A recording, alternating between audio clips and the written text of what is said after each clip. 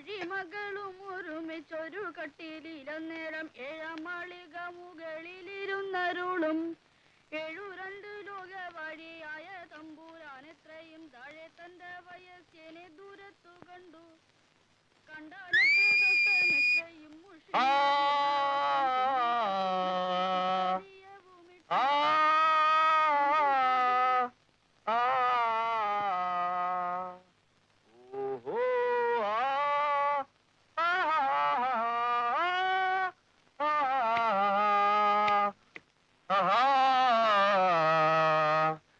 പാരിജാതം തിരുമിഴികൾ തുറന്നു പവിഴമുന്തിരി പൂത്തു പൂത്തു തളിർത്തു.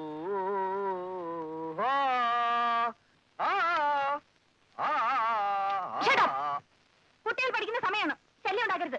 ഓ, ഞാനിപ്പോ പാടുന്ന സമയമാണ്. 7 to 7:30 ലോകത്തെവിടെയായാലും ഞാൻ പാടും. നിങ്ങൾ അത്രയ്ക്ക് അസൗകര്യമാണെങ്കിൽ ഈ വീട് അങ്ങോട്ട് ഒഴിഞ്ഞോളൂ. എന്റെ വീട്ടിലിരുന്ന് എനിക്ക് തോന്നുമ്പോഴൊക്കെ എനിക്ക് തോന്നുന്ന തരത്തിൽ ഞാൻ പാടും.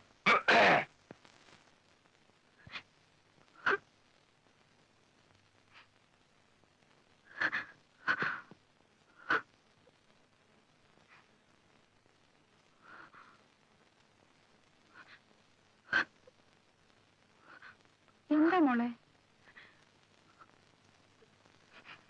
ചോദിക്കാനും പറയാനും നമുക്ക് ആരുമില്ലെന്ന് വിചാരിച്ചിട്ടാ അയാൾ തോന്നിയാസൊക്കെ കാണിക്കുന്നത്. ഇപ്പൊ എന്തുണ്ടായി? 2 ദിവസത്തേക്ക് താമസിക്കാനാണെന്ന് പറഞ്ഞപ്പോ അമ്മ വിശ്വസിച്ചില്ലേ? ഇപ്പോഴെന്തായി? വഴി നടക്കാൻ വയ്യ, ഓഫീസിൽ ഇരിക്കാൻ വയ്യ, വീട്ടിൽ കയറാൻ വയ്യ. അങ്ങനെ ഇങ്ങ് വിട്ടുകൊടുക്കാനൊന്നും ഞാൻ വിചാരിച്ചിട്ടില്ല. അമ്മാവന് കത്തെഴുതണം. അയ്യോ, വരട്ടെ. രാധയെടുത്ത് പറഞ്ഞ നേരാ. 2 പൊട്ടിച്ചാലേ അയാൾ വിവരം അറിയും. അത് വേണം മോളെ. താമൂട്ടം വല്ലാത്ത ഒരാളാ. വെട്ടൊന്ന് തുണ്ടൻ 2. അതാ പ്രകൃതം. ആ പ്രകൃതം ഉള്ളതുകൊണ്ടാ അമ്മാവന് കത്തെഴുതുന്നത്. അങ്ങനെ ഒരു മനസമാധാനവും ഇല്ലാതായിരിക്കുന്നു അങ്കിൾ. ഞാനും അമ്മയും വിചാരിച്ചിട്ട് എന്ത് നടക്കാൻ? അതുകൊണ്ട് യാതൊരു ഉപേക്ഷയും കാണിക്കാതെ അങ്കിൾ എത്രയും പെട്ടെന്ന് വന്നേ മതിയാവൂ.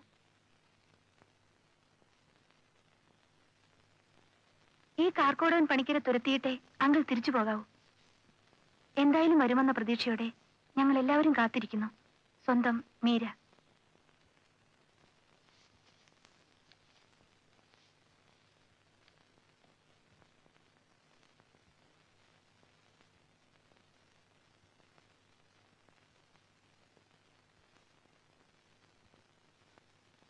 ബോംബെ പട്ടണത്തെ കിടുകിടാ വിറപ്പിച്ചുകൊണ്ടിരിക്കുന്ന ഞങ്ങളുടെ അമ്മാവൻ ഉടൻ വരുന്നു.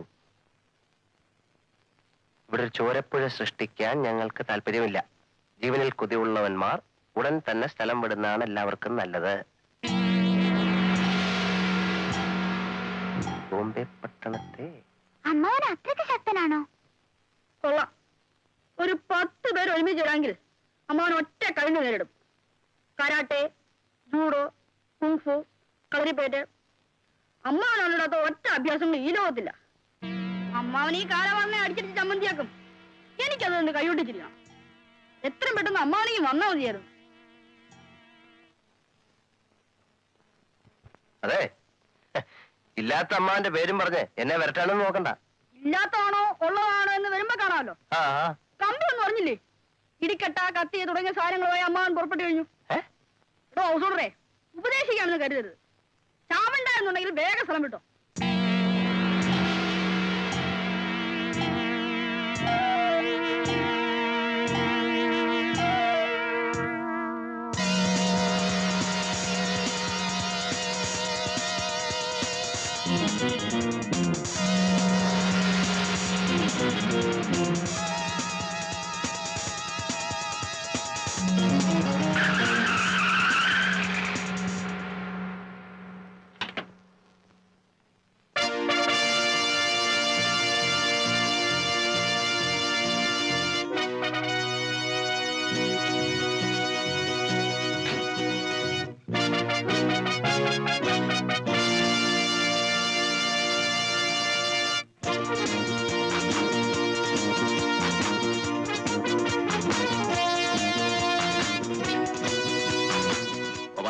പണിക്കർ,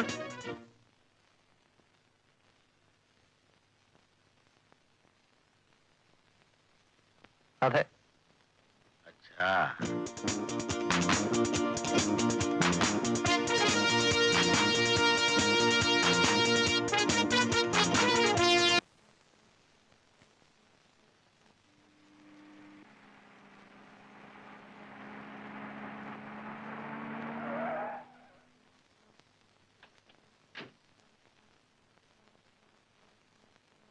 ആ എന്തായാലോ തന്റെ ഇഞ്ചക്ഷനും ഓപ്പറേഷനും ഒക്കെ? ശല്യപ്പെടുത്തി ഒഴിപ്പിക്കാനുള്ള തന്ത്രം ഏതാണ്ട് ഫലിച്ചു വരികയായിരുന്നു വക്കീലെ. ആ പക്ഷേ പക്ഷേ ബോംബെ എന്നൊരു പെരിച്ചാഴി ഇറങ്ങിയിരിക്കുന്നു. എതിർകക്ഷി കാർത്തിയാനിയമ്മയുടെ ആങ്ങളാന്ന് പറയുന്നൊരു ദുർഭൂതം. ഭൂതപ്രേതങ്ങളാണെങ്കിൽ താൻ ഉടനെ പോയി ഒരു മന്ത്രവാദിയെ കാണും. എനിക്കൊരു മനസാധാനവുമില്ല വക്കീലെ. ഒരാഴ്ചക്കകം വീട് ഒഴിഞ്ഞ് കിട്ടിയില്ലെങ്കിൽ നാട്ടിലുള്ള പറമ്പും വീടും ഒക്കെ വെള്ളത്തിലാവും. കുഞ്ഞിക്കണ്ണന്മാരുടെ എഗ്രിമെന്റ് വളരെ സ്ട്രോങ് ആ. അതിനിപ്പോ ഞാൻ എന്ത് വേണമെന്ന് താനീ പറയണത്? അതെനിക്കും അറിയില്ല. പിന്നെ തന്നെ എന്തിനാ കൂടെ കെട്ടിയെടുത്തത്? പിന്നെ ഞാൻ ഇനി എങ്ങോട്ട് പോകും? താൻ ആ വീട്ടിൽ കയറി താമസിച്ചില്ലേ? താമസിച്ചു. എന്നിട്ട് പക്ഷെ ആ ഭൂതം വന്നിരിക്കുന്ന ഇടിക്കട്ടയും പിച്ചാത്തിയൊക്കെ ആയിട്ടാ എന്തിന് എന്നെ അവിടെ നിന്ന് തല്ലി ഓടിക്കാൻ. ആ അത് ശരി. അപ്പൊ പേടിച്ചോടി വന്നിരിക്കുകയല്ലേ? പേടിയൊന്നുമില്ല, പക്ഷേ പേടിയാണ്. സ്വല്പം. എങ്ങനെയുള്ള ആളാണെന്ന് നമുക്കറിയില്ലല്ലോ. ഈ ഭൂതബാധ ഇല്ലായിരുന്നെങ്കിൽ എതിർകക്ഷി അവിടെ നിന്ന് ഒഴിവായിരുന്നു എനിക്ക് തോന്നുന്നുണ്ടോ? ഉറപ്പായിട്ട് ഒഴിയായിരുന്നു.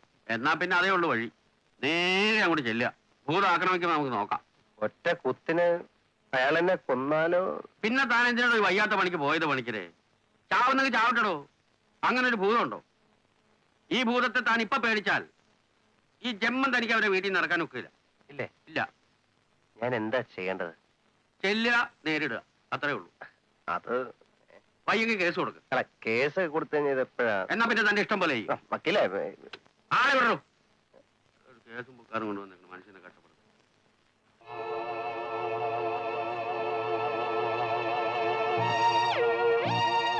അവൻ ഇനി വരുമെന്ന് പ്രതീക്ഷിക്കണ്ട. രാമോട്ട, അയാളെ ഒന്നും ചെയ്യല്ലേ. പാവം പേടിച്ചിരിക്കുക. എടീ കാർത്തിയാനി, ഇത് നമ്മുടെ കുടുംബത്തിന്റെ അഭിമാനത്തിന്റെ പ്രശ്നമല്ലേ? ഞാനേ ഇത് വളരെ നിസ്സാരമായിട്ട് കൈകാര്യം ചെയ്തോളാം. അതുപോലെ നല്ല ഇടി കൊടുക്കണം മാവാ. അത്തോകി ഇവൻ നമ്മുടെ വരുവൻ തന്നെ. ആ വാ, വല്ലോ കഴിക്കാം. കേരളത്തിലെ കോഴിയിറച്ചി നിന്നിട്ട് ഒരുപാട് കാലമായി. വന്നേ. നീ പോയി കിടക്ക്. ഓ, അയാളുടെ സാധനങ്ങളൊക്കെ മുറിയിലുള്ളത് കൊണ്ട് എങ്ങും പോകാനിടയില്ല. കോയി ബാത്തിനായി ചോടുതോ പെട്ടി കള. അതൊരു പ്രശ്നമാക്കേണ്ട കാര്യമില്ല. സത്യം പറഞ്ഞ അമ്മാവൻ വന്നതിന് ശേഷമാണ് ഞങ്ങളുടെ ശ്വാസം നേരെ വീണത്. എന്തെല്ലാം ബുദ്ധിമുട്ടുകളായിരുന്നു ഇവിടെ.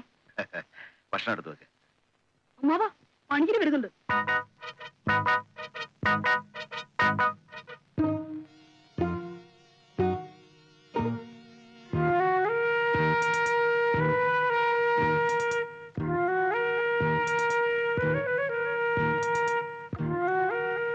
ആരോ ഞാൻ എന്നെ പരിചയപ്പെടുത്തുന്ന മുമ്പ് നിങ്ങൾ കടന്നു കളഞ്ഞെന്ത്? എനിക്ക് ജനറൽ ഓഫീസിൽ ഒരു ബില്ല് മാറി കിട്ടാനുണ്ടായിരുന്നു. ഓഹോ, ആത്മപ്രശംസ എനിക്കിഷ്ടമല്ല. എങ്കിലും ചില സത്യങ്ങൾ പറയാതിരിക്കുന്നത് ശരിയല്ലല്ലോ. കഴിഞ്ഞ ഒരാഴ്ച മുമ്പ് വരെ ഞാൻ തിഹാർ ജയിലിലായിരുന്നു. ജയിലിലാണോ ജോലി? അല്ല, ജോലിയല്ല, ഒരു കൊലക്കേസിൽപ്പെട്ട അവിടെ കിടക്കായിരുന്നു. കുത്തും കൊലയും ഒക്കെ എന്റെ ബോംബെ ജീവിതത്തിലെ നിത്യ സംഭവങ്ങളാണ്. എത്രയോ പേരെ ഞാൻ കുത്തിയിട്ടുണ്ട്. എത്രയോ വർഷം ഞാൻ ജയിലിൽ കിടന്നിട്ടുണ്ട്. ബോംബെയിലെ അധോലോകം ദാമോദർജി എന്ന് കേട്ട ഞെട്ടി വിറയ്ക്കും. ആരാണ് അയാൾ? ഞാനാണ് അയാൾ. ശിവസേനക്കാരെ കുറിച്ച് കേട്ടിട്ടുണ്ടായിരിക്കുമല്ലോ.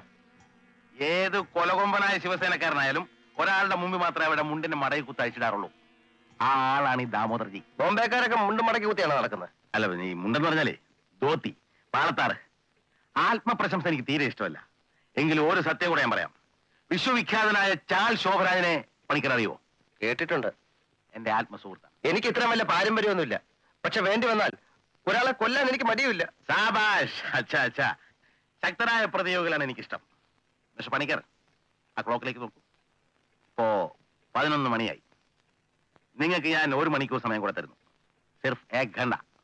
ആ സമയം നിങ്ങളുടെ സാധനങ്ങൾ പാക്ക് ചെയ്യാനുള്ള സമയമാണ്. സമജാ? ഇവിടെ ഒരു ചോരക്കളം സൃഷ്ടിക്കാൻ എനിക്ക് ഇഷ്ടമില്ലാത്തതെന്ന് പറയാണ്. കൃത്യം 12 അടിക്കുമ്പോൾ പണിക്കർ പുറത്തിറങ്ങിയിരിക്കണം. യാദ് രഖന, കൃത്യം 12 മണി. ठीक 12 बजे. नहीं तो मैं तुम्हें जिंदा नहीं छोड़ूंगा. समझा? जा.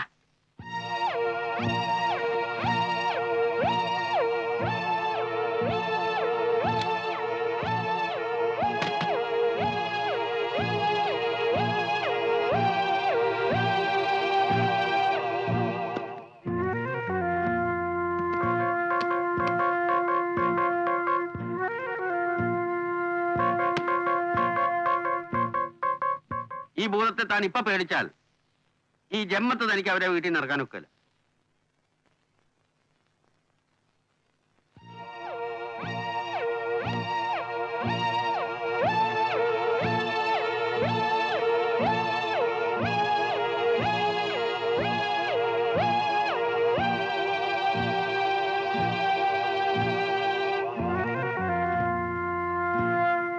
ദാമോട്ടാ, കുഴപ്പമൊന്നും വേണ്ട ദാമോട്ടാ.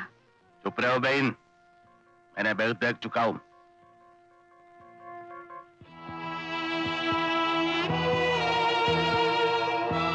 പെട്ടെന്നുള്ള ദേഷ്യത്തിന് അമ്മാവൻ എന്തെങ്കിലും ചെയ്തു കളയരുത്. ആ, നീ നിന്റെ അമ്മ പോലെ തുടങ്ങിയോ? ബോംബെയിലെ അധോലോക രാജാവാണ് ഞാൻ.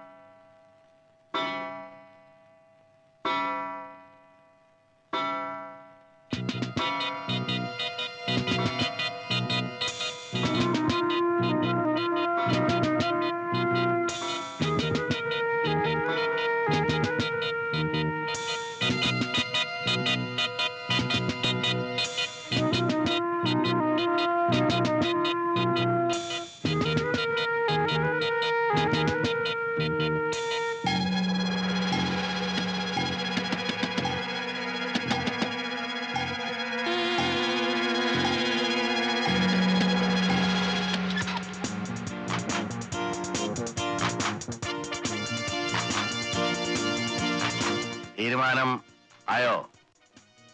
ആയി. എന്താണ് ആ തീരുമാനം? ഗോപാലകൃഷ്ണ പണിക്കർ എന്ന ഹൗസ് ഓണർ അയാളുടെ വീട്ടിൽ തന്നെ താമസിക്കും എന്നാണ് ആ തീരുമാനം. ഏത് വീട്ടിൽ?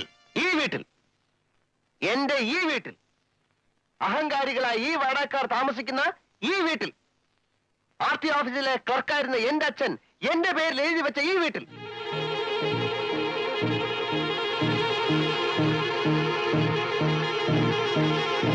ശാബാഷ് ബേട്ടാ. ധീരന്മാരെ അഭിനന്ദിക്കാൻ ഈ ദാമോദരജിക്ക് എന്ന് സന്തോഷമുള്ളൂ. ആജായേ സർക്കാർ. അങ്ങനെ വർഷങ്ങൾക്ക് ശേഷം ഞാൻ ഒരു ആൺകുട്ടിയെ കണ്ടു. മുഖസ്തുതി എനിക്ക് ഇഷ്ടമല്ല. ദേഖോ, മിസ്റ്റർ പണിക്കരെ ഞാൻ ബോംബെയിലെ അധോലോകത്തിലേക്ക് ക്ഷണിക്കുകയാണ്. അവിടെ ഒരു ദാദയാകാം. ദാദോങ്കെ ദാദ, വല്ലഭനക്ക് വല്ലഭൻ, ദാദോങ്കെ ബീച്ച് മേ ഏക് ബഡാ ദാദ. മറ്റൊരു സത്യം കൂടി വെളിപ്പെടുത്താൻ ഞാൻ ഉദ്ദേശിക്കുന്നു. ഇത്രയും ധൈര്യം ഞാൻ എന്റെ ചാൽ ശോഭരാജ് മാത്രമേ കണ്ടിട്ടുള്ളൂ. നിനക്ക് എങ്ങനെ കിട്ടി കുട്ടി ധൈര്യം? സാഹചര്യങ്ങൾ. ഇത്ര ആ സ്ഥിതിക്ക് ദാമോദരജി എന്നെ ഇവരെ ഇവിടെ നിന്ന് ഇറക്കി വിട്ടു തരണം. ജറൂർ ജറൂർ. ആ. ഇനി നമ്മൾ ദോസ്തുക്കൾ സോജാവോ. കൽ സുബഹ 6 ബജെ മിലെംഗെ. കാലത്ത് 6 മണിക്ക് കാണാം. ആരാം കരോ, ആരാം കരോ.